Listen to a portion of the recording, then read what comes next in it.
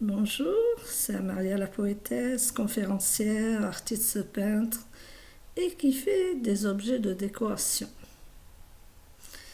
Aujourd'hui, 25 septembre, je fais une vidéoconférence en tant que fille de rapatriée.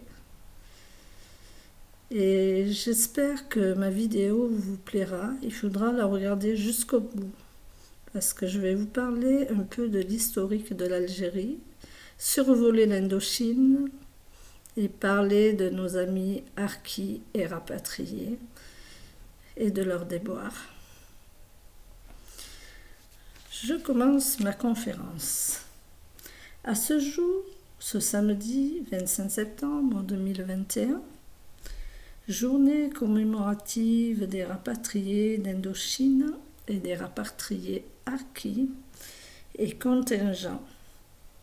Il ne faut pas oublier le contingent aussi, qui ont décidé de combattre pour notre patrie, la France. Moi, la poétesse, arlésienne, enfant de rapatriés, dont mon père était l'ami du Bachaga Boualem, responsable de la communauté harki de Mastibet, que j'ai connu et qui m'a vu naître. Je lui rends un grand hommage, ainsi qu'à toute sa communauté, et un grand hommage à tous les harkis de France qui ont servi leur patrie, la France, en particulier Pérol-en-Provence.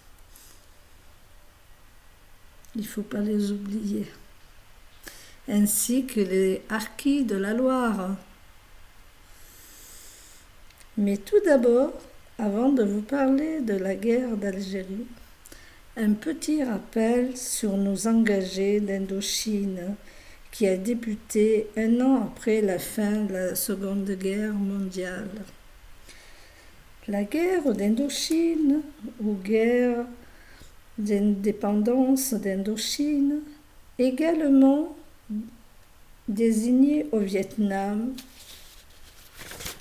comme la guerre de résistance anti-française ou encore la première guerre d'Indochine dans le monde anglo-saxon et un conflit armé qui se déroula de 1946 à 1954 en Indochine française ou Fédération indochinoise, actuel Vietnam, Laos et Cambodge. Opposant l'Union française au Viet Minh, le conflit aboutit à la suite des accords de Genève, à la fin de la Fédération indochinoise et à la partition du territoire vietnamien en deux États rivaux, République démocratique du Vietnam et Sud-Vietnam. La guerre d'Indochine fit plus de 500 000 morts et fut suivie par la guerre du Vietnam de 1955 à 1975.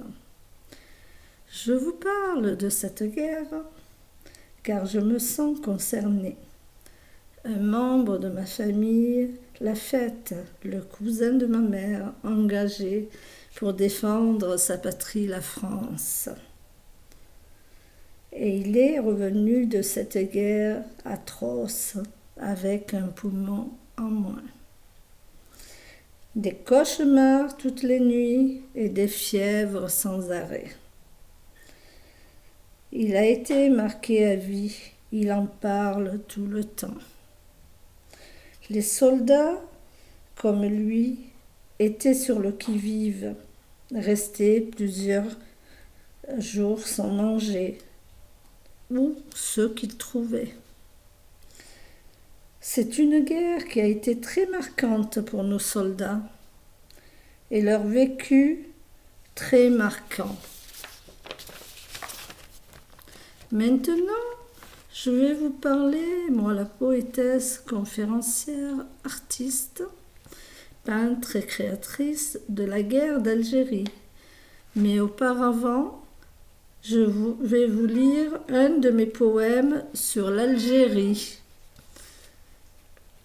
Algérie, mon amour, quand mes pieds se posent sur ta terre rougeâtre, mon âme et mon cœur s'enflamment d'une passion d'amour.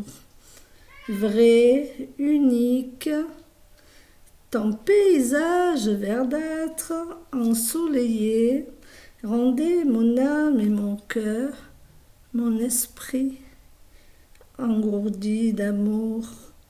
Ta ville de l'Ouest, plus exactement Tlemcen, ville de lumière, avec un passé où tant de passages historiques. Si elle pouvait raconter son histoire, chaque recoin de ta terre parle en me voyant. Notre séparation me meurtrit. Je suis en manque de toi. Te voir, te toucher, toucher ta terre.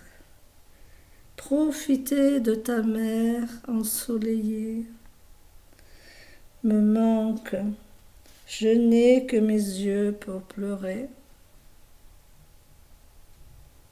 Mes souvenirs que je conserve dans ma tête, qui est une boîte à secrets, mais mon âme et mon cœur ne t'oublieront jamais.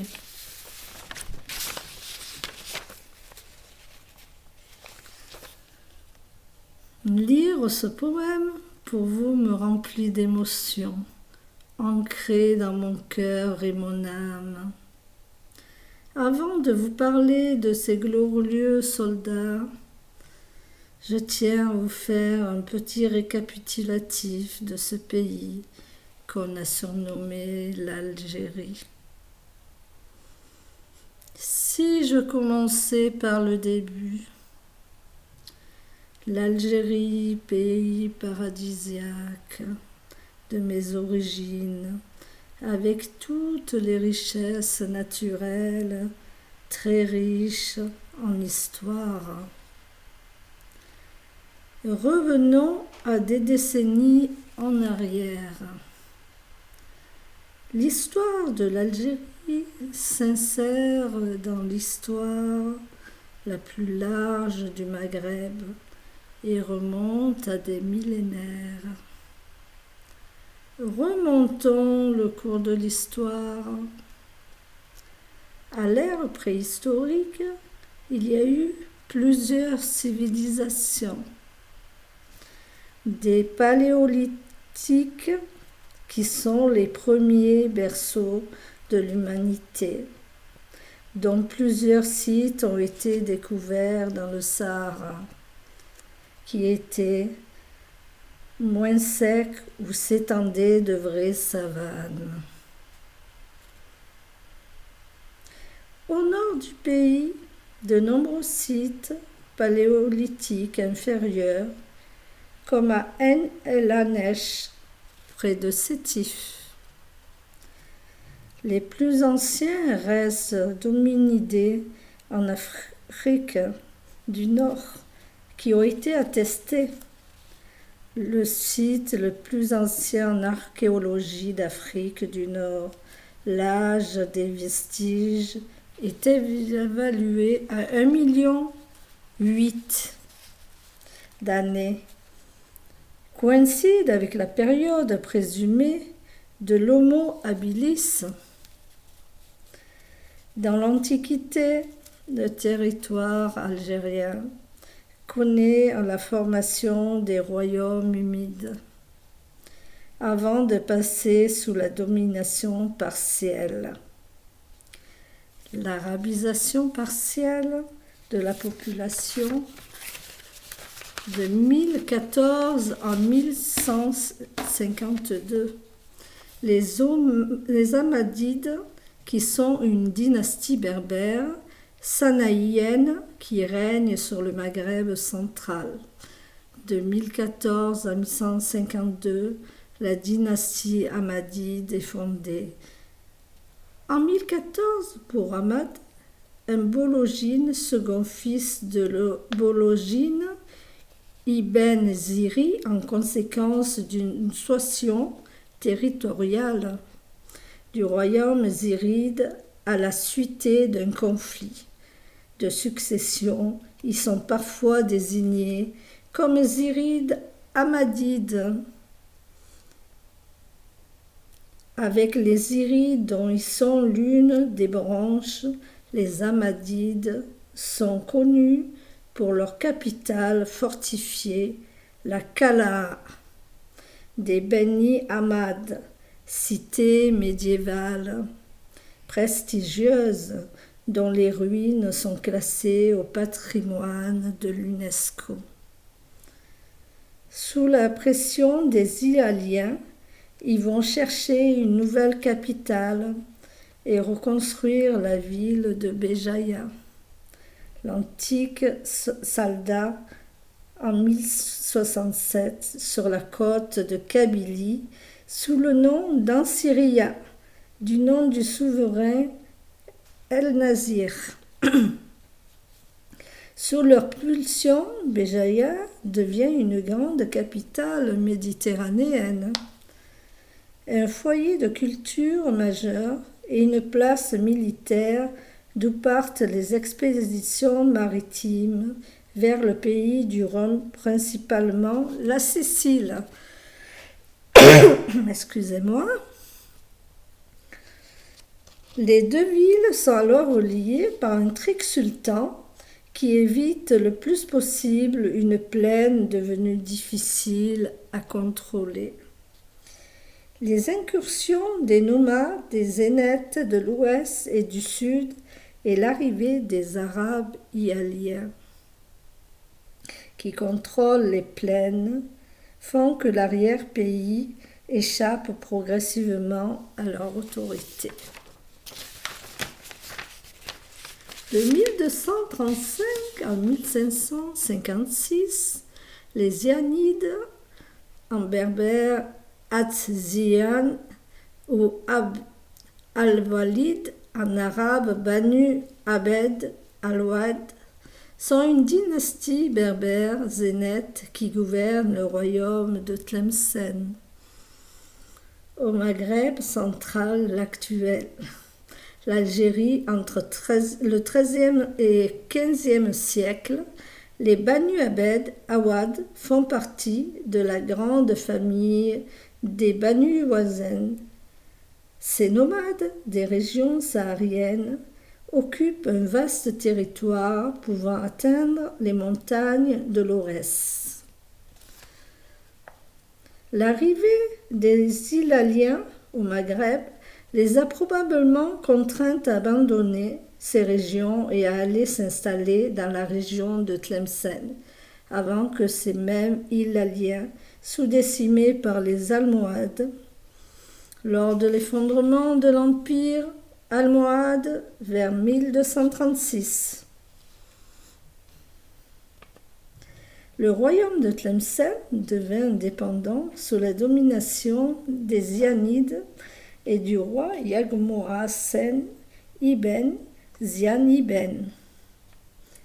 Puis il y a eu la colonisation, la bataille avec l'émir Abdelkader, opposant farouche à la France, qui fut arrêté et mis sous garde surveillée dans la Loire, au château d'Ambroise dans la Loire, avec sa famille. Maintenant, je vais vous parler de nos valeureux soldats, les harkis, et de nos anciens combattants. Je salue aussi la communauté harki de la Loire, tout particulièrement Saint-Étienne, Mastibert, Pérol en Provence. En cette journée commémorative du 25 septembre 2021, des harkis qui ont suivi notre France. Je vous fais cette vidéo en leur honneur chez moi, car personne n'a voulu me donner de salle. J'expose quelques tableaux que vous pourrez voir, mais mon nouveau livre ne sortira pas à ce jour, car vous avez tant à lire des livres d'autres amis harkis où chacun raconte son vécu et fait sa propre exposition. Je fais cette vidéoconférence de chez moi pour vous, amis du monde entier. En mars 1962, les accords d'Évian sont signés. Les Français quittent l'Algérie et abandonnent les harkis. Nombre d'entre eux sont considérés comme des traîtres. Ils sont torturés et exécutés par milliers. Les 60 millions d'Algériens ayant réussi à fuir en métropole sont accueillis dans des camps, isolés, insalubres.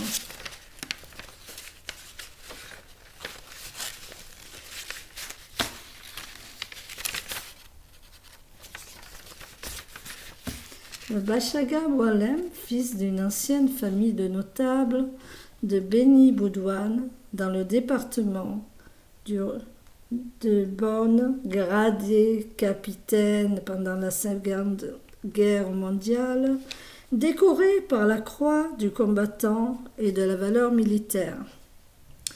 Responsable de l'Ourcini, de l'Arcade de la région sous la responsabilité de l'ex-colonel Jean Garde, membre de l'OAS durant les combats, il perd 17 membres de sa famille, dont un de ses fils, Abdelkader. En 1945, il devient caïd du douar des Beni Boudouane. Il se rallie au général de Gaulle. En 1958, il devient député à Orléansville, c'est-à-dire à Chlef, sur la liste d'UNIR, Union nationale pour l'intégration. Et le renouveau, il siège aussi à bas, puis du regroupement national de l'unité de la République.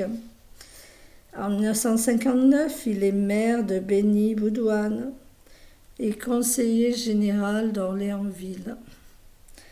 En 1960, il préside la création du Front Algérie française, FAF.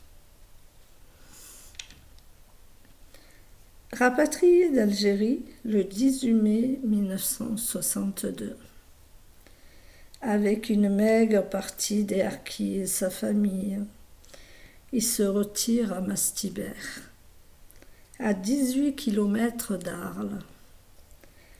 Il fait partie de la commission nationale chargée de l'étude des problèmes des Français musulmans de France en 1979. Il meurt le 8 février 1982. Un de ses fils prend la succession et quand il décède, c'est M. Guelfout Abdelkader, que je connais bien,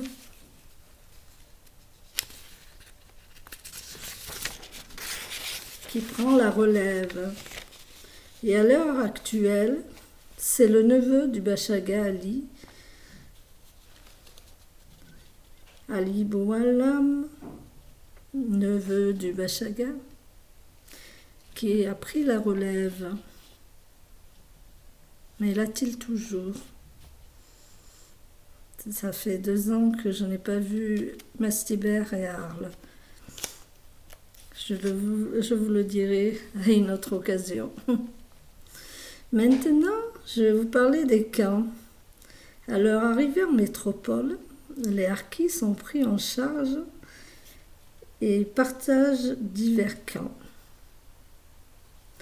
Le premier camp était situé à Larzac, dans le puits de la Drôme, dont ce dernier, comme la plupart des camps, se situe dans une forêt. Le deuxième camp, à Bourg-Larzic, Il n'y avait que des tentes avec des robinets pour l'eau à l'extérieur. Pas d'hygiène, pas de confort. Quand les robinets étaient gelés, il ramassait de la neige, la faisait fondre pour avoir de l'eau. Ces camps-là étaient du provisoire. Les harkis ont été évacués à Bias et Saint-Maurice-l'Ardoise. Le camp de Saint-Maurice-l'Ardoise connaît une évolution similaire que celui de Bias. Les conditions de vie dans les camps, l'organisation de la vie familiale s'est heurtée à d'importantes contraintes matérielles, promiscuité du fait de l'occupation des tentes par plusieurs familles ou de la superficie, insuffisance des logements attribués, insalubrité, WC extérieur collectif dépourvu d'eau courante, douche collective, peu accessible, manque de couchage, mais aussi de chaises pour toute la famille. Et surtout, certaines familles souffrent de déséquilibre alimentaire. Les camps d'accueil sont des camps militaires très sévères, avec un couvre-feu à 22 heures. Les enfants ne sont pas scolarisés dans les écoles du village, car certains élus et les citoyens ne les voulaient pas et ne voulaient pas les intégrer avec les Français de métropole. C'est une honte. Alors que c'étaient des valeureux soldats ayant combattu pour la France. Chaque camp d'accueil fonctionne de manière autonome, en autarcie, avec son règlement propre et dicté par le directeur du camp.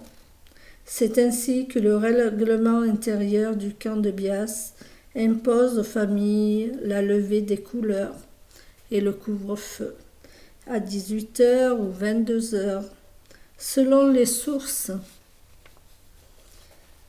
La note de service du directeur du camp donne un aperçu d'une situation qui reste exceptionnelle. L'administration contrôle également le courrier et les colis qui sont ouverts. L'usage des douches est aussi réglementé, limité à 1 fois par semaine et fracturé à 0,80 centimes. Quelle honte! Fermeture progressive et définitive des camps, reclassement, dispersion.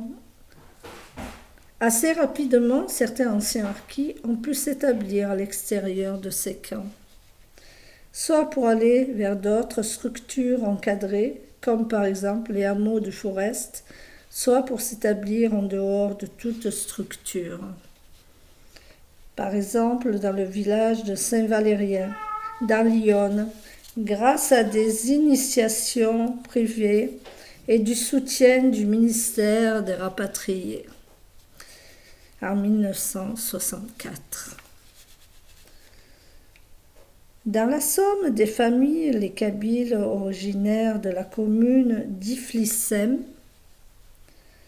en Algérie, s'installent à Poix-de-Picardie, sous la protection de la famille Abdelatif. L'action conjuguée de nos lieutenants et de son sergent-chef a permis l'installation à Vic-le-Comte d'une centaine de personnes originaires du même douar. Le jumelage de la commune du Château-Renaud en Indre-et-Loire avec la commune d'Aris avant l'indépendance de l'Algérie, ainsi que la possibilité de trouver un emploi dans l'industrie de la chaussure, ont ici aussi aidé les familles de harkis à s'adapter plus facilement. Les camps de Bourg-Larzic et Larzac sont fermés avant l'hiver 62, parce qu'ils étaient insalubres. Le camp de Roosevelt ne compte que quelques familles à la fin 1964.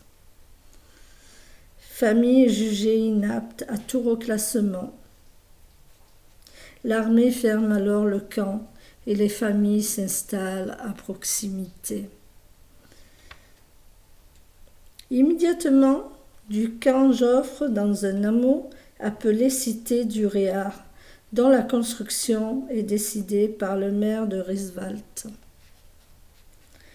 Depuis de longues années, les Harkis se battent pour la vraie reconnaissance.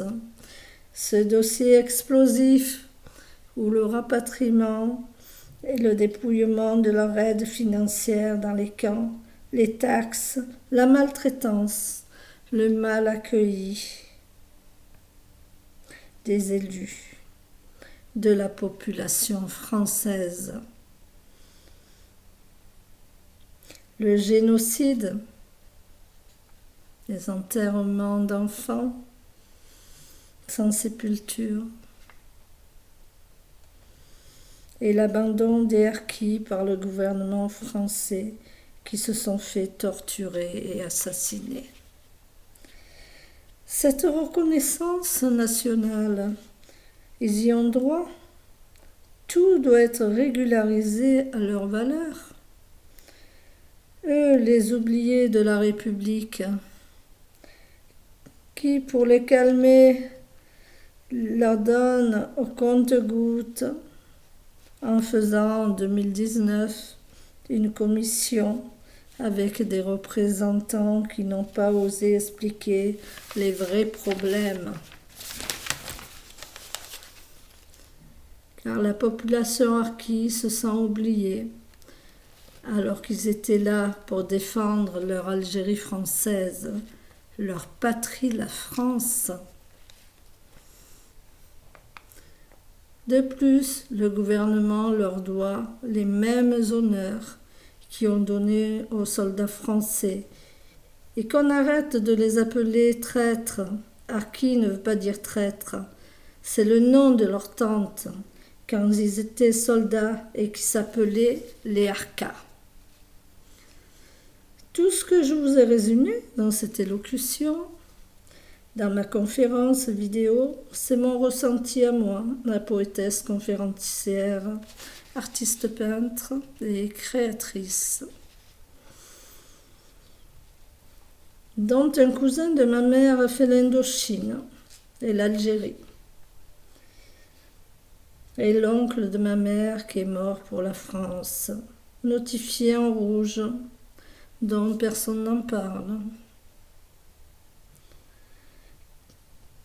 qui n'avait pas dû avoir lieu, cette guerre. Je vous en dirai plus dans mon livre. Beaucoup de déboires, beaucoup de partage de famille. Ceux qui sont ici n'ont pas le droit d'aller là-bas, n'ont jamais vu leur famille depuis tant d'années. C'est déplorable.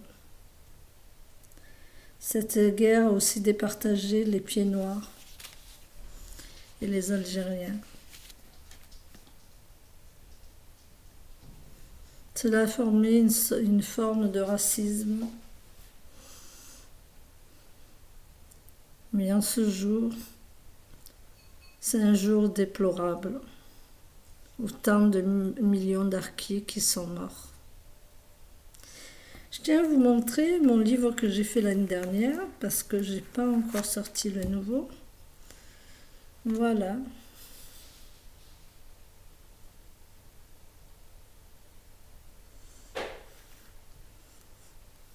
Les pieds noirs, le Bachagaboualam, les Harkis, les Harkettes. Il est à la vente. Vous pouvez vous regarder sur mon site.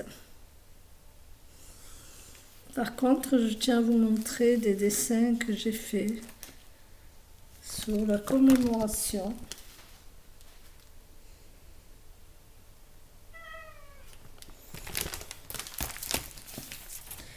Le Bachagaboualam,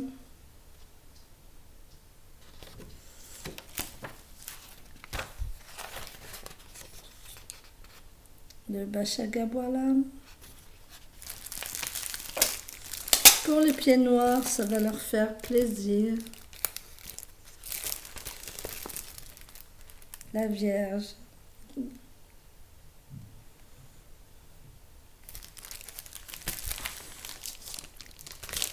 Un soldat qui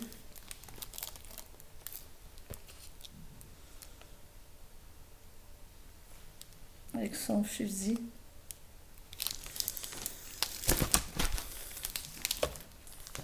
Un vieux monsieur harki qui a fait l'Algérie et l'Indochine que j'ai connu à Aix-en-Provence.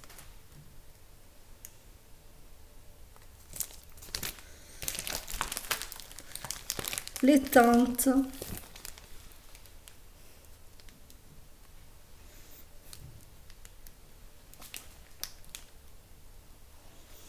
Dans les camps.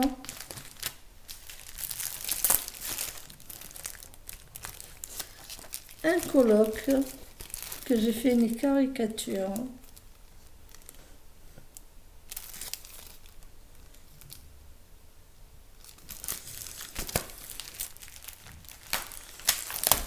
Un soldat qui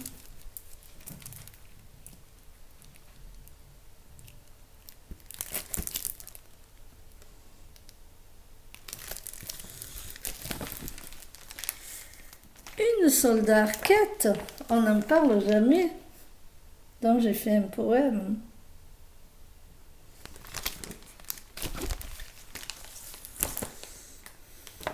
Les anciens combattants marqués.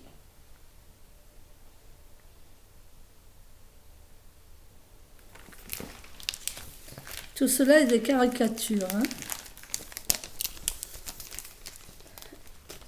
Un monsieur harki, très fatigué par cette guerre. Comme mes images sont tellement grandes, je ne peux pas vous les montrer entières. Mais le jour que je fais une exposition, je filmerai tout. Je ferai tout comme il faut et je passerai tout sur les réseaux sociaux. J'espère que ma conférence vous plaira. C'est un vécu, c'est un déboire, c'est de la maltraitance. Je tiens à vous remercier pour ceux qui vont la lire jusqu'au bout, de me faire des petits commentaires. Je vous souhaite de passer une agréable journée. Au revoir mes amis.